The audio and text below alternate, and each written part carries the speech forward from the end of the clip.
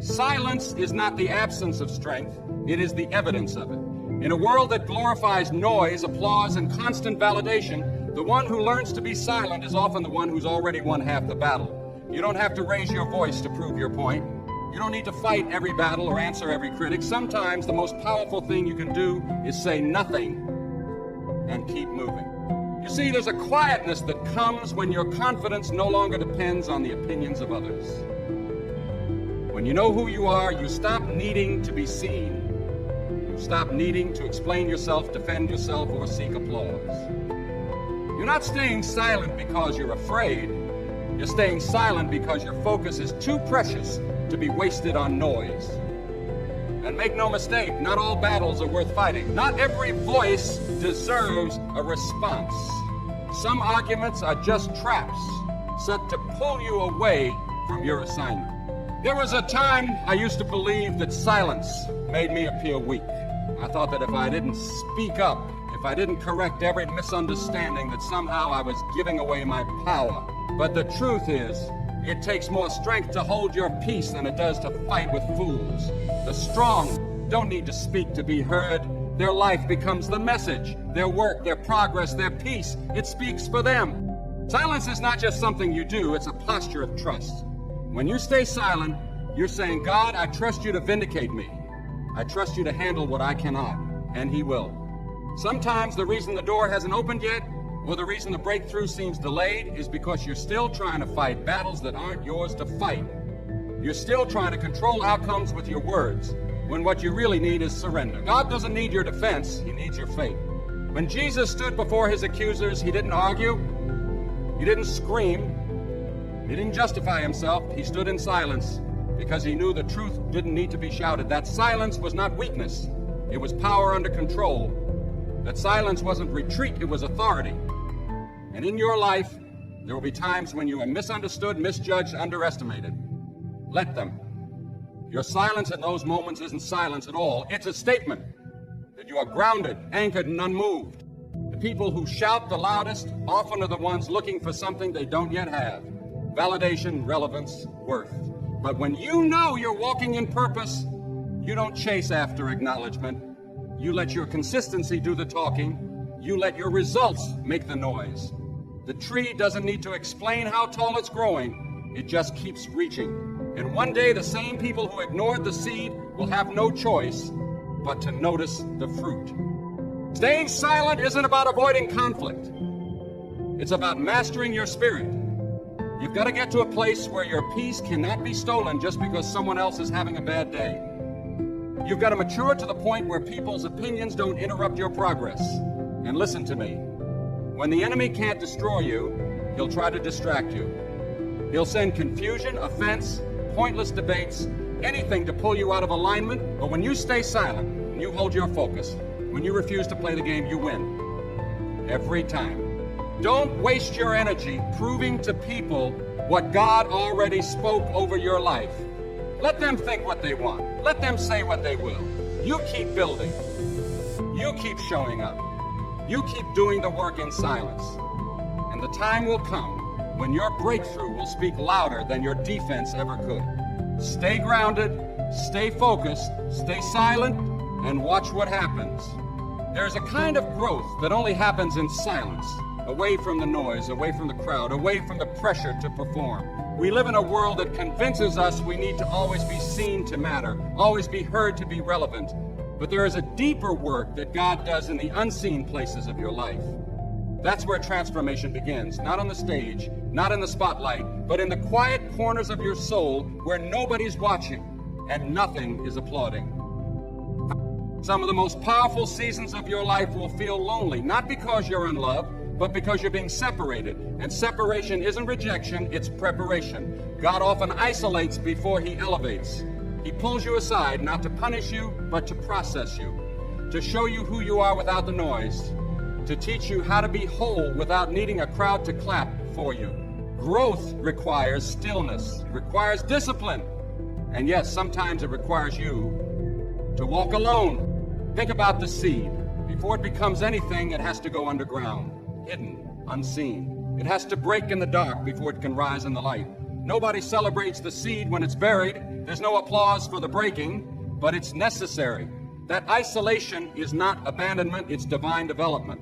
And in your life, there will be seasons where God buries you, not to forget you, but to prepare you, to strengthen your roots before He ever allows you to bloom. People may not understand what you're doing. They might say you've changed. They might think you're being distant, cold, or different. Let them think what they want. You're not here to explain your process. You're here to protect it. Because when you're building something real within yourself, you don't have time to be everywhere and please everyone. You're not available to distractions when you're committed to your destiny.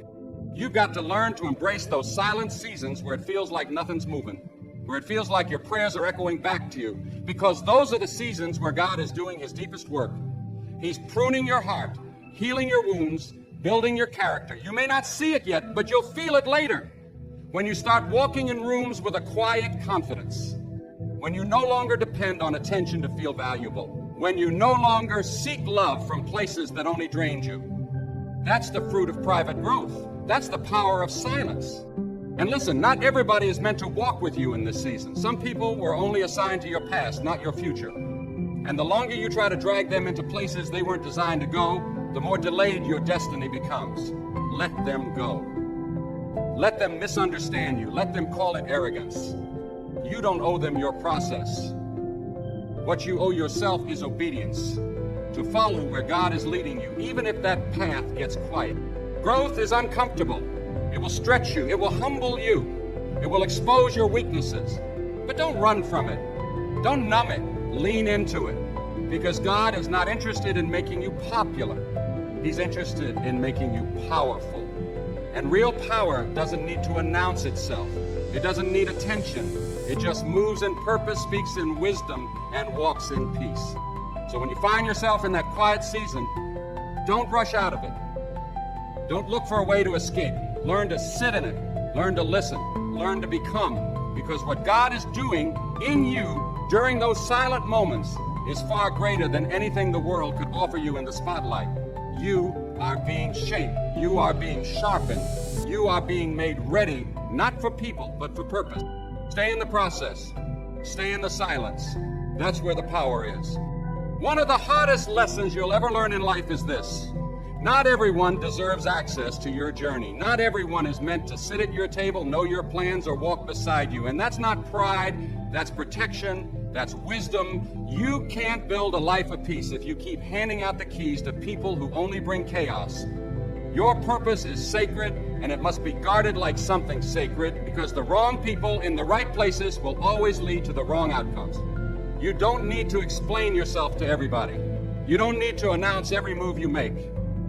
The most powerful moments of your life will often happen in silence, and the most dangerous thing you can do is share something sacred with someone who's not spiritually mature enough to understand it. Just because someone is close doesn't mean they're called to go where you're going. Some people are familiar with you, but not assigned to you, and you've got to know the difference. We live in a culture where everyone wants to post it, prove it, publicize it. But listen to me, your next move should be between you and God. Keep it private, protect it. You don't have to prove to the world that you're growing. Growth will show itself in time. You don't need applause when you've got alignment. You don't need permission when you've got purpose. Let your life speak for itself. Let your character, your peace, your results do the talking. Some of the greatest setbacks come from trusting the wrong voices. You let them into your heart, your vision, your sacred places, and before long they start planting seeds of doubt, confusion, and fear. That's why you've got to be selective. Not cold, not bitter, just wise. There's a difference between having a good heart and giving it away to people who were never meant to carry it. Some folks were only supposed to pass through, but you gave them permanent residence. It's time to evict what no longer honors your growth.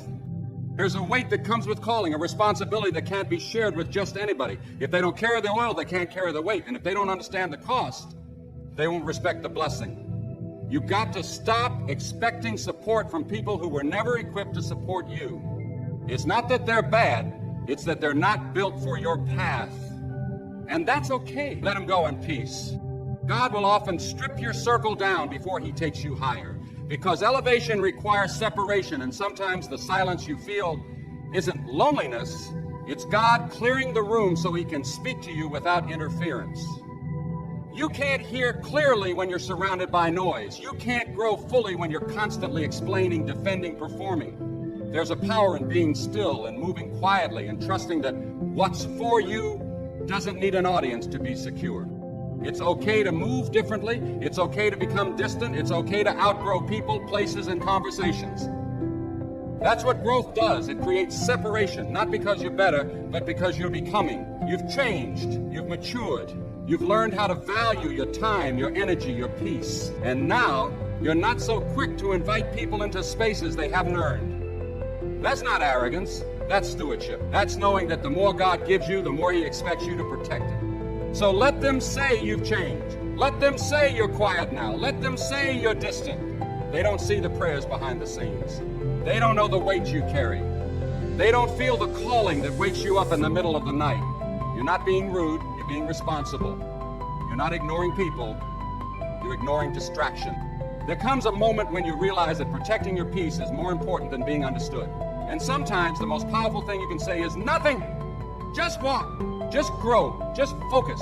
Because the people who are truly for you won't need constant access to validate you. They'll respect the silence, honor your journey, and meet you at the next level if they're meant to be there. You don't need the crowd to clap. You need the courage to continue. When you focus on yourself, you begin to realize something powerful. Peace is not something you have to chase. It's something you create within yourself. So many of us spend our lives looking for peace in external things. Relationships, possessions, status, the approval of others. We think that if we can just get everything right on the outside, then we'll finally feel the calm we've been longing for. But the truth is, peace isn't found in anything outside of you. It's found when you make the decision to stop depending on circumstances and people to provide it. When you stop watching others and start working on yourself, everything begins to shift. There's a clarity that comes when you stop comparing. When you stop measuring your progress against theirs, you find a sense of freedom you didn't know was possible. You stop living under the weight of someone else's expectations and you start living in alignment with your own purpose. And it's a beautiful thing when you realize that you don't need anyone's permission to be at peace. You don't need to meet their standards. You need to meet God's standard for your life. And that's more than enough. The moment you decide to focus on yourself and not others, you'll notice how much energy you've been wasting on things that have no value. You'll notice how much time you've spent worrying about what others think, what they're doing, what they have, and what they're achieving. It's easy to get caught in that cycle, especially in a world that's always comparing and competing. But when you focus on your own growth, on your own purpose, on your own journey, you become so consumed with what's inside of you that you don't even have the capacity to compare. You begin to realize that what they're doing, what they have, what they say, it doesn't matter. Your peace comes from knowing that you're doing what you were called to do, not what someone else is doing. There's a profound strength in knowing that peace comes from within. When you learn to cultivate peace in your own heart, no one can take it from you. Life will throw everything it has at you, disappointment, rejection, loss, frustration. But if you've built your peace from the inside out, nothing can shake you. The storm might rage around you, but you'll remain steady. And that's the kind of strength we need today. It's the kind of peace that isn't tied to a moment or a person.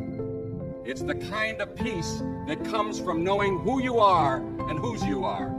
It's a peace that flows from God, not from circumstances. And when you find that peace, you'll see the fruit of it in your life. Clarity, confidence, joy, and the ability to stand firm no matter what comes your way.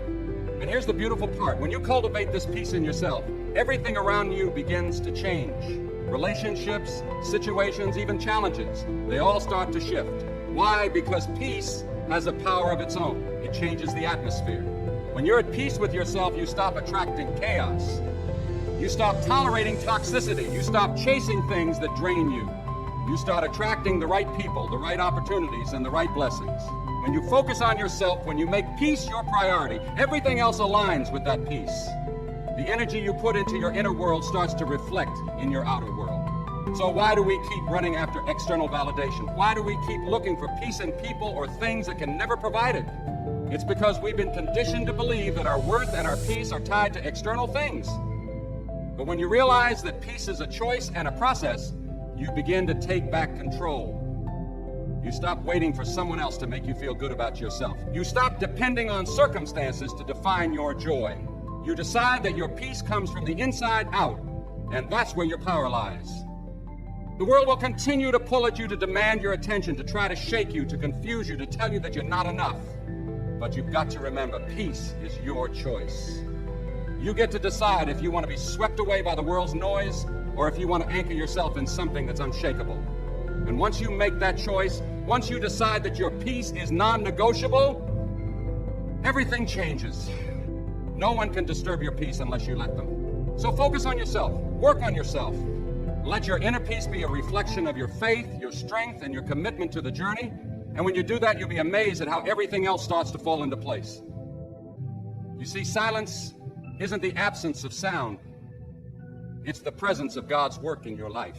It's when you stop trying to control everything, stop trying to manage every situation, and just let go, that God begins to take over in ways you never imagined. He moves in the silence, He works in the stillness, and He prepares you for what's ahead. We often don't understand the power of silence because we've been trained to think that noise equals productivity. But the truth is, some of your most important growth will happen when no one is looking, when no one is applauding, when no one is cheering you on. And in those moments, when you feel like nothing is happening, you're being prepared for something bigger than you could have ever imagined. It's in the waiting that God develops the character you need to handle what He's about to bless you with. God doesn't always move in ways that we expect. Sometimes He moves in ways that we don't understand, ways that don't make sense to us in the moment. But if you are willing to wait, to stay silent and to trust the process, you will see how He is working all things together for your good. And it's in the silence that you become stronger. It's in the stillness that you grow. The world tells you to keep moving, to keep striving, to keep pushing. But God says, be still and know that I am God. It's in that stillness that you find your confidence, your peace, and your power. The truth is, when you learn to be silent, you begin to hear things that you would have missed in the noise. You start to hear the voice of God more clearly. You start to hear the desires of your heart. You start to hear the things that truly matter, the things that are aligned with your purpose. And as you focus on yourself and embrace that silence, you start to realize that your life isn't defined by how much noise you make, but by the depth of your inner peace, your strength, and your faith. In that silence, you also find wisdom. The more you sit in stillness, the more you learn. You learn about yourself, you learn about your purpose, and you learn about what truly matters. You stop running after fleeting things, and you begin to focus on the eternal. And the longer you stay silent, the more you realize that the life you've been trying to build through your own effort was never meant to be built by you alone. It was meant to be built with God. And it's only when you learn to rest in His presence, to be silent before Him, that you start to see the true magnitude of the blessings He has for you. So stop trying to rush your process. Stop comparing your journey to someone else's. Stop looking at their progress and thinking you're behind. Focus on yourself. Stay silent. Let God work in you during those moments when it feels like nothing is happening. Because in the silence, He's preparing you for something greater than you can even imagine. And when the time is right, you'll see the results of that quiet work in your life. And you'll know it was worth every moment of stillness. Stay silent. Stay focused. Trust the process.